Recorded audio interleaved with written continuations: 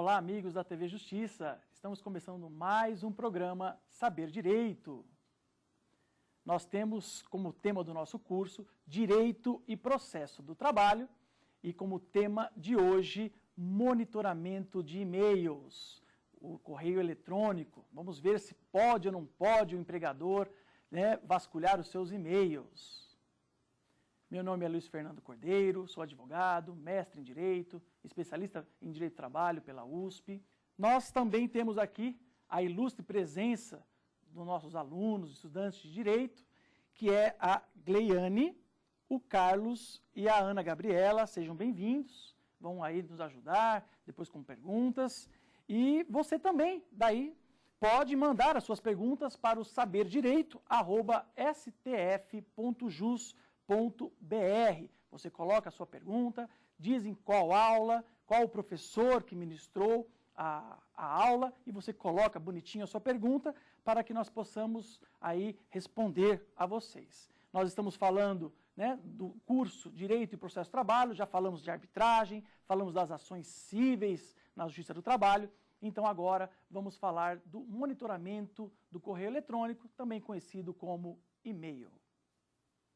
Primeira coisa que nós temos que dar um ênfase, dar aqui uma devida importância, é nessas novas tecnologias que estão sendo cada dia aprimoradas, inventadas e colocadas no nosso dia a dia. Hoje, eu lembro muito bem, uns tempos atrás, era rara a pessoa que tinha um e-mail, até que algumas empresas foram dando a oportunidade de se ter um e-mail gratuito, de não pagar provedor. Nós temos como intuito, inclusive, não só mundial, mas inclusive do Brasil, de se dar acesso à informação, a essa sociedade do conhecimento. Nós temos o livro verde, que trata dessas tecnologias do Ministério da Tecnologia do nosso país, que trata como deve ser implantado essas novas tecnologias na nossa sociedade, como que se dá os direitos de você saber, não saber, conhecer, ter acesso a essas informações.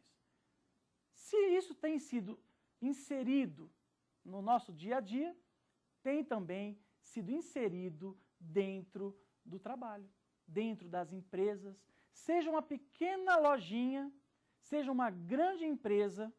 Hoje nós não conseguimos mais viver, trabalhar, operar sem a presença do computador. Nós temos também a possibilidade, dentro dessas tecnologias, novas máquinas, novos inventos, câmeras, nós temos uma ferramenta pessoal que também tem sido muito utilizada no ambiente de trabalho, um instrumento de trabalho que é o e-mail, ou conhecido também como correio eletrônico. Para que perdermos tempo de mandarmos, às vezes, um malote com vários documentos, ou mandar uma carta relatando o que aconteceu, um telegrama, se nós podemos mandar um correio eletrônico, conhecido como e-mail, que pode ser acessado em qualquer computador, que pode ser acessado via um telefone celular, e você digitaliza os contratos. Nós sabemos que podem ser feitos, realizados com efeitos jurídicos, contratos eletrônicos. Nós temos a possibilidade de interpor recursos através dessas novas tecnologias. Não só começou com um fax, mas chegou a possibilidade, nós temos até o peticionamento eletrônico, o processo eletrônico. Então vejam que essas novas tecnologias, elas estão inseridas no nosso dia a dia, também nos órgãos públicos, no Poder Judiciário e no ambiente do trabalho. Agora, uma tecnologia tão importante, que vem para facilitar o seu dia a dia, facilitar o dia a dia da empresa, facilitar as negociações, as relações, nós precisamos saber até que ponto isso beneficia, mas também prejudica. Então, o tema de hoje que nós vamos estudar, e vamos verificar dentro da Constituição, dentro do ordenamento jurídico, dentro da CLT, dentro do poder diretivo do empregador, nós vamos ver se o empregador dentro daquele poder diretivo de fiscalizar, dentro do poder que ele exerce de subordinação do empregado, ele tem o direito de verificar os e-mails. E não só de verificar os e-mails do seu empregado, mas também de utilizar como prova em um processo judicial.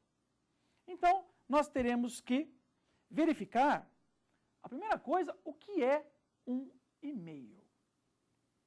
Um e-mail nada mais é do que uma comunicação de dados e que sai de um computador, utilizando-se de um provedor, e leva essa informação, esses dados, até um outro provedor, que nós conhecemos aqui como um provedor do e-mail.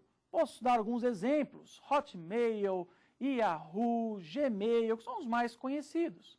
Então, esses dados, esse e-mail, ele sai de um provedor inicial, que tem, quando eu falo provedor, que tem acesso à internet, e se manda para um provedor externo, que vai armazenar essa informação. E aí, a pessoa endereçada pode acessar essa informação através do seu provedor, neste provedor externo, Yahoo, Hotmail, e verificar as informações, pegar os dados, ler, pegar os documentos digitalizados, as fotos, etc. Então, nós já vimos que aqui nós temos um provedor que manda, um provedor que armazena, e de outro lado nós temos o destinatário utilizando um terceiro provedor de busca destes dados. Então, basicamente, utilizando uma forma muito simples, aqui para que você possa entender o tema em comento, nós temos que ter esta visão triangular de um provedor que manda, outro que recebe, e fica à disposição do destinatário de buscar estas informações. Então, a doutrina e a jurisprudência começaram a discutir se haviam diferenças entre o chamado e-mail particular e o e-mail corporativo. O que é o e-mail particular e o que é o e-mail corporativo?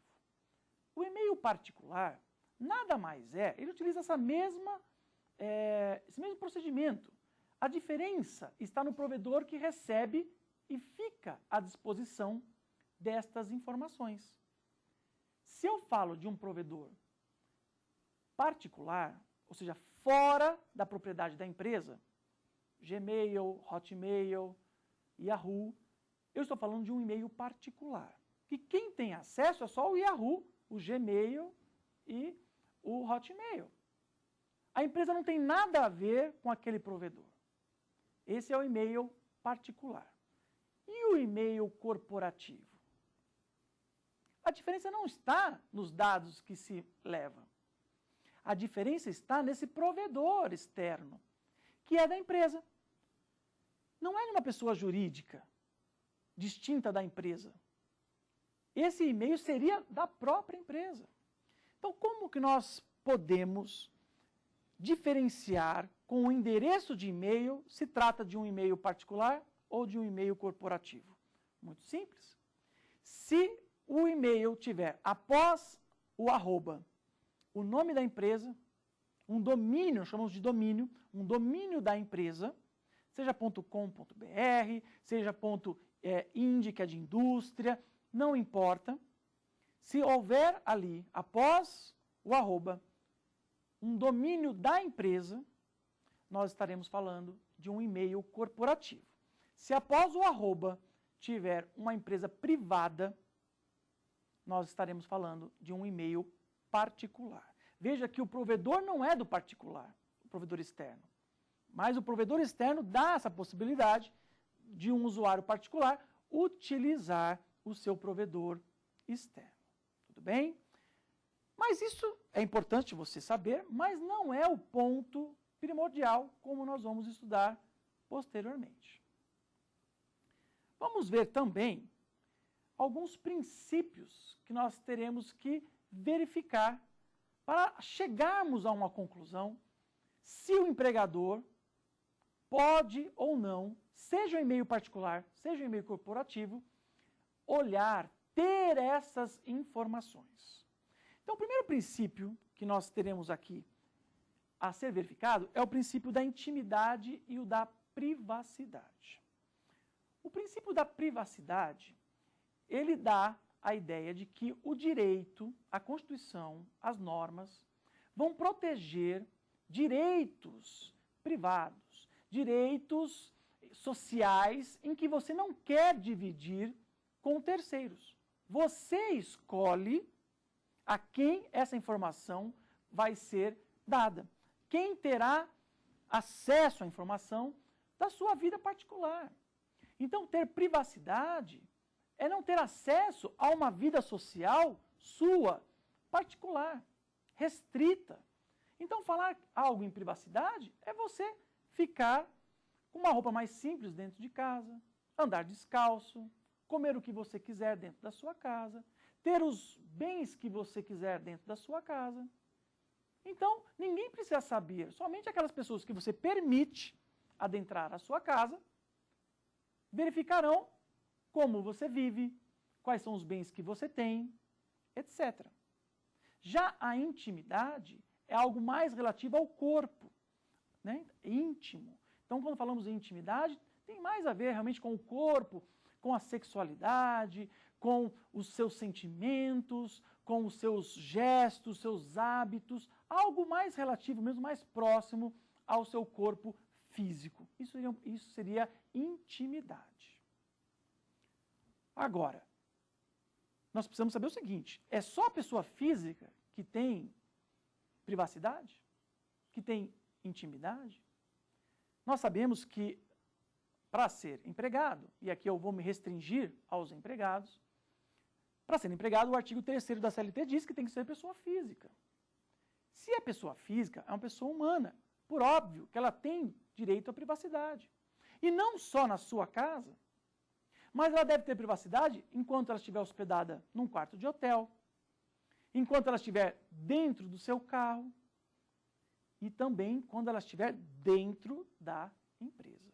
Então, o trabalhador, o empregado, ele tem direito à privacidade também dentro da empresa. Ele tem lá a sua sala, ele tem o seu computador, ele tem as fotos da sua esposa, dos seus filhos, ele tem ali um lanchinho, ele tem a sua privacidade, mesmo dentro da empresa. E isso deve ser, sim, respeitado. Já a intimidade, com relação ao seu corpo, também deve ser preservada. Por isso que os tribunais têm entendido pela não utilização de câmeras. Câmeras dentro do banheiro, em vestiários onde a pessoa vai se trocar. Né? Então, há exceções, nós sabemos, mas o entendimento majoritário é esse, que não se pode vilipendiar os direitos de privacidade e intimidade da pessoa física, seja dentro da empresa ou fora da empresa. Agora, a empresa também tem esses direitos. A empresa também, ela é uma empresa, uma pessoa jurídica de direito privado. Ela também tem privacidade. Tanto é que tem privacidade que ela tem segredos. Eu gosto de brincar que ela tem segredinhos. Quando você olha o artigo 482 da CLT, o que gera, 482 é um artigo famoso, que gera a justa causa, um dos motivos de justa causa é o empregado contar os segredos de empresa. Olha só que interessante, a empresa tem segredos. Ela tem um muito conhecido, né, uma grande produtora de refrigerantes, tem um segredo escondido a 7 chaves. O segredo é a alma do negócio, junto com a publicidade. Só você sabe fazer aquilo. Se alguém conta esse segredo, e a partir do momento que você trabalha para essa empresa, você tem que guardar esse segredo. Então a empresa também tem seus segredos, os seus preços, os seus fornecedores, o seu modo de fazer aquele produto. Então a empresa também